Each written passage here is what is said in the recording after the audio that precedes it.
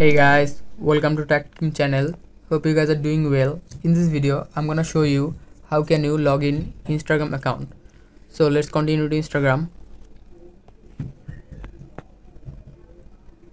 After going to Instagram, you can see if your ID is not logged in, log into another account in the middle one. Click on login to another account.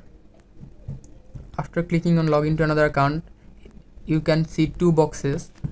In the first box, you need to put your email address or mobile number, and in the second box, you need to put your password. Guys, I'm putting my email address and password. Just hold a second. After putting your email address and password, you need to click on login, the blue button.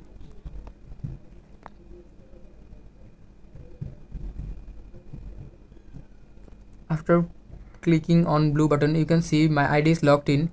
Guys, this is how can you log in into Instagram. Guys, if you find this video helpful, then give a thumbs up and don't forget to subscribe the channel. Thank you very much for watching the video.